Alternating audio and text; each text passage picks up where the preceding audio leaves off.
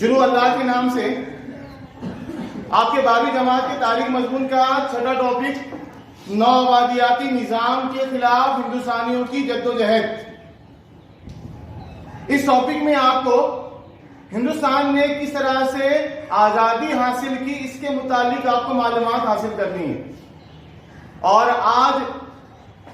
आज के वीडियो में और आज के पीरियड में जिस पॉइंट पर आपको मालूमात हासिल करनी है वो है 1857 की जंग आजादी की वजूहात, उसके असबाब के बारे में।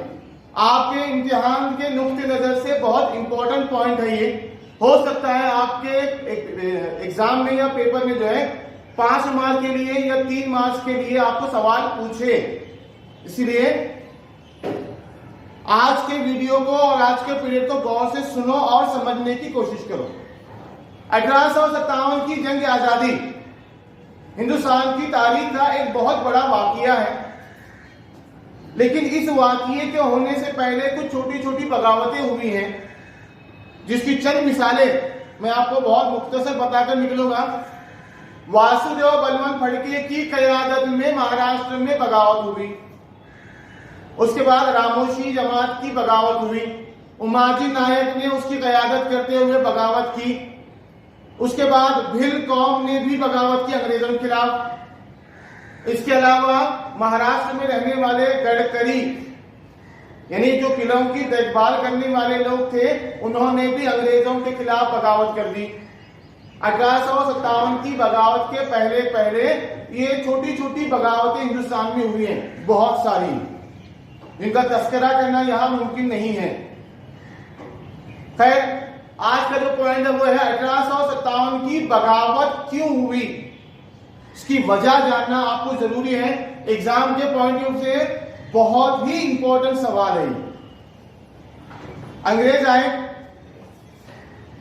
1757 की प्लासी की जंग में बंगाल के नवाब सिराजुद्दौला को शिकस्त देकर हिंदुस्तान में रॉबर्ट क्लाइव के जरिए अंग्रेजों ने अपनी हुकूमत की बुनियाद रखी। और 1857 के आते आते यानी 100 साल के अंदर अंदर हिंदुस्तान के बहुत बड़े इलाके पर अंग्रेजों ने कब्जा कर लिया। और 1857 में अंग्रेजों के खिलाफ एक बड़ी बगावत और एक बड़ी जंग आजादी हुई।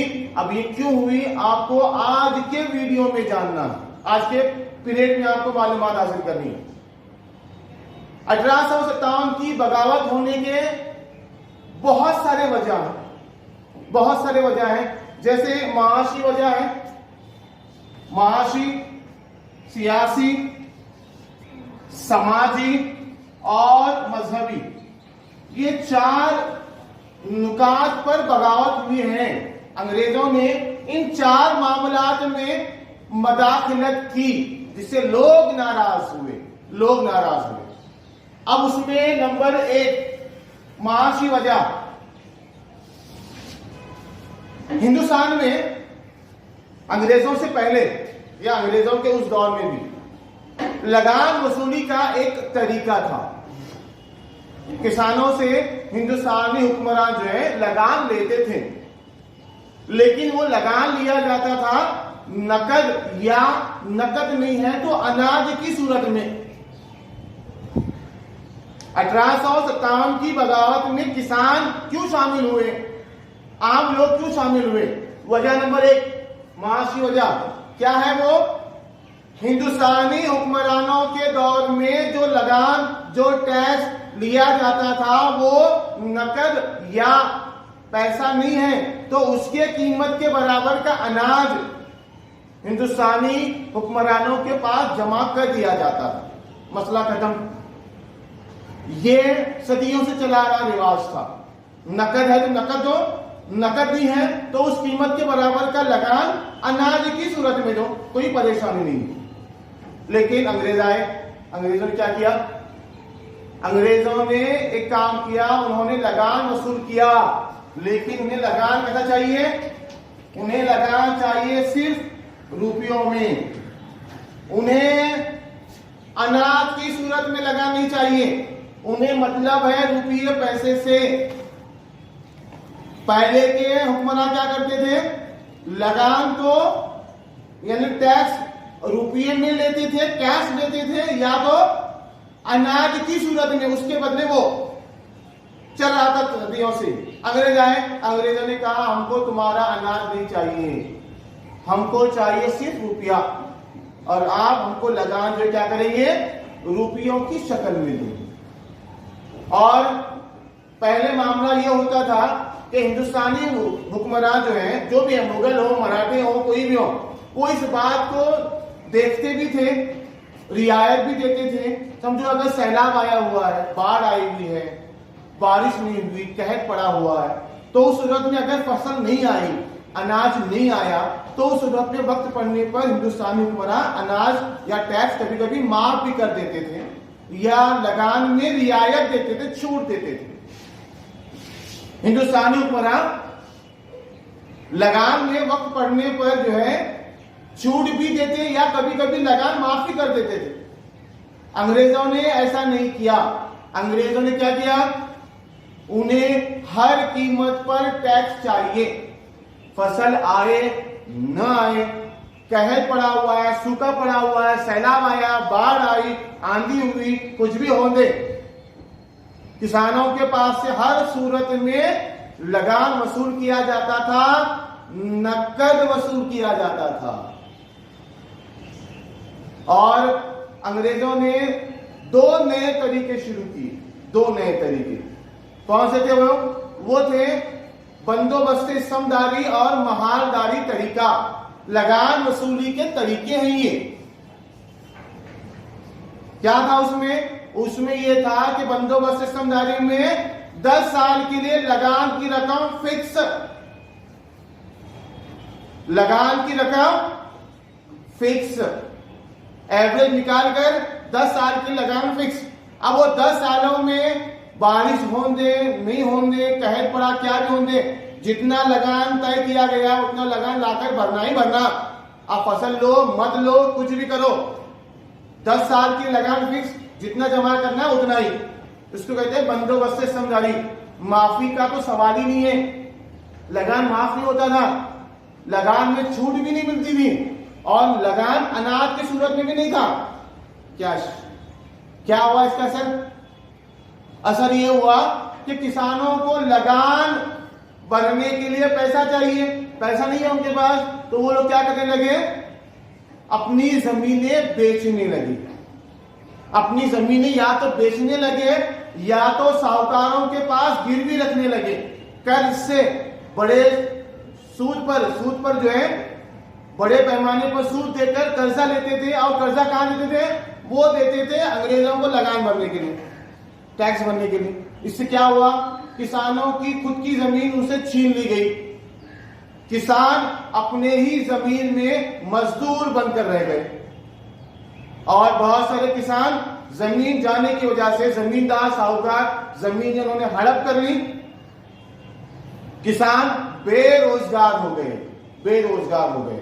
और यही बेरोजगारी ने उन्हें 1857 की बगावत में शामिल होने पर मजबूर किया। याद रखेंगे आप ये। उसके बाद दूसरा पॉइंट वो है सियासी में लॉर्ड डलहौजी ने एक पॉलिसी अपनाई, उसूल अलहाक की। किसने अपनाई है, डलहौजी ने। क्या था इसमें,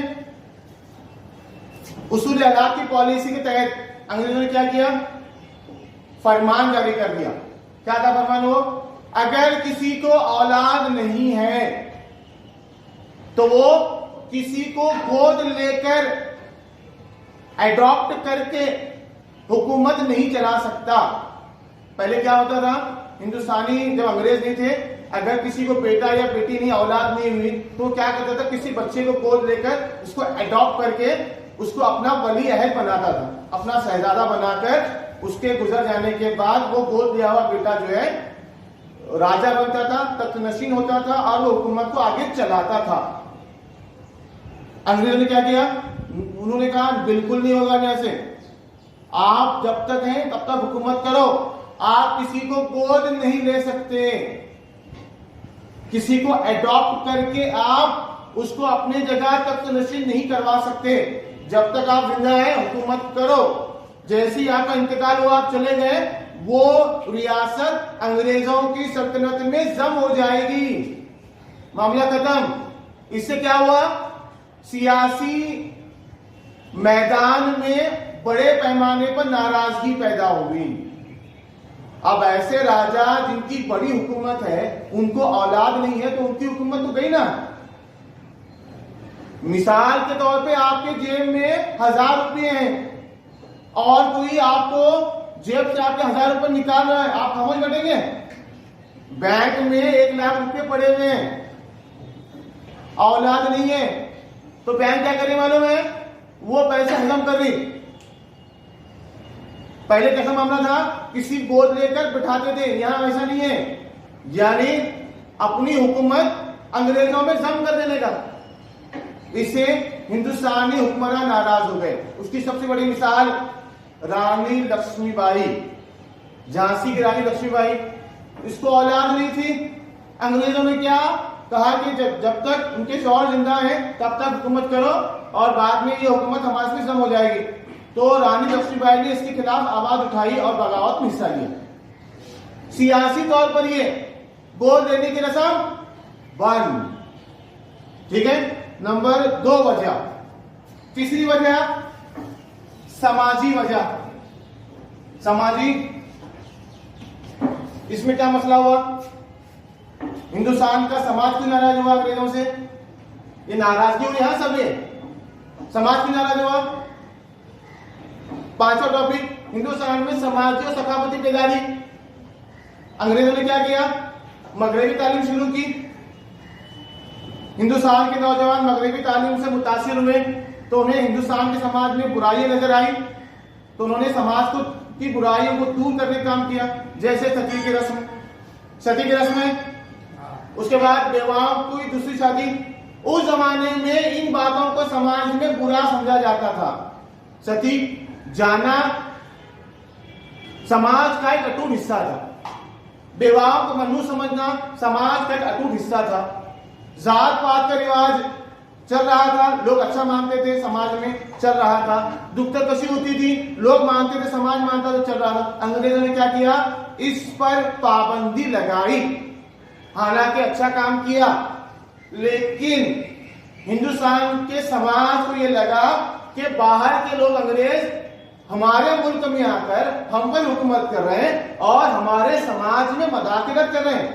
ऐसे रीति रिवाज जो सदियों से चले आ रहे हैं और ये लोग आकर बाहर से हमारे समाज की रस्मों को बंद कर रहे हैं, इससे लोग नाराज हो गए। जैसे सती की रस्म सदियों चली आ रही है, बहुत पहले से चल रही है। शौहर के मरने के साथ बीवी को चलाया जाता था, गलत बात है, लेकिन लोग चल रहा मान रहे हैं। अंग्रेजों ने क्या किया? बंद कर दिया कानून। तो लोगों को क्या लगा? बाहर के लोग आकर हमारे ऊपर राज करके हमारे समाज को क्या कर रहे हैं? वो जो रीति रिवाज सदियों से चले आ रहे हैं उसको क्या कर रहे हैं? बंद कर रहे हैं ये लोग आकर। तो लोग नाराज हुए। मिसाल के तौर पर हमारे यहां समाज में शादियों में बहुत सी रस्में होती हैं। शादी, इस्लाम में शादी निकाह है, उसके पहले जितने रस्में हमारे हिंदुस्तान में होती हैं इस्लाम से कोई लेना देना नहीं है, लेकिन हम करते हैं, समाज का हिस्सा है वो। अगर आप घर पे जाकर बोलेंगे कि शादियों में ये रस्म नहीं है, तो क्या होगा? रिएक्शन होगा उसका। तो यहां रिएक्शन होना जरूरी था। हालांकि वो सही बोल रहे आप, लेकिन फिर भी रिएक्शन होना जरूरी है। वैसे ही जब अंग्रेजों ने सती की रस्म को बंद किया, बेवाओं की दूसरी शादी कानून पास करवाया, जात पात के निजाम की मुखालिफत की, तो ये अच्छी बातें होने के बावजूद भी हिंदुस्तान के लोगों को क्या लगा कि अंग्रेज जानबूझकर हमारे समाज में क्या कर रहे हैं? मदाखलत कर रहे हैं। ये तीसरी वजह। चौथी वजह मजहबी वजह। जैसे इसके पहले बोल चुका हूं मैं, मगरबी तालीम आम होने के बाद जब ईसाई मजहब भी आया, मगरबी तालीम भी आया, तो अंग्रेजों का मजहब कौन सा है? क्रिश्चियन है, ईसाई है। तो उन्होंने हिंदू मजहब पर तनकीद करना शुरू किया। तनकीद किस बात की? मूर्ति पूजा के खिलाफ वो बोलने लगे। जात पात का रिवाज चल रहा, ब्राह्मण क्षत्रिय वैश्य शूद्र वर्ण निजाम है। तो अंग्रेजों ने और उनके जरिए पढ़े लिखे लोगों ने क्या किया? हिंदू मजहब पर तनकीद, हिंदू मजहब पे नहीं किया, हिंदू समाज पर किया। तो उनको क्या लगा? हिंदुओं को क्या लगा कि हमारे मजहब में मदाखिलत कर रहे हैं जानबूझकर। इससे हिंदुस्तान के बड़े पैमाने पर हिंदू लोग नाराज हुए। इसके अलावा मुसलमानों में नाराजगी हो गई। अंग्रेजों के यहाँ फौज में भर्ती होने के बाद अंग्रेजों ने शर्त रखी। क्या शर्त थी वो? जो मुसलमान दाढ़ी रखेगा उसको फौज में नौकरी नहीं मिलेगी, और जिसको दाढ़ी है वो फौज में रहना चाहता है तो दाढ़ी निकाले। जबकि मुसलमानों में, इस्लाम में दाढ़ी रखना सुन्नत है, आप सल्लल्लाहु अलैहि वसल्लम का तरीका है। अंग्रेजों ने क्या कहा कि अगर हमारे यहाँ नौकरी करना है तो आपको दाढ़ी निकालनी पड़ेगी। इससे क्या हुआ? मुसलमानों को यह लगा कि हमारे मजहब में मदाखिलत कर रहे हैं। हिंदुओं में ऐसा माना जाता था कि समंदर का सफर नहीं होता था उनके पास, समंदर का सफर नहीं किया जाता। तो अंग्रेजों ने क्या किया? हिंदुस्तानी सिपाहियों को लेकर एक मुल्क से दूसरे मुल्क जाते थे, समंदर का सफर होता था। हिंदू समाज के लोगों को लगा कि हमारे मजहब में क्या कर रहे हैं? मदाखिलत कर रहे हैं। ये चौथी वजह। ठीक है, यहां रुकते हैं।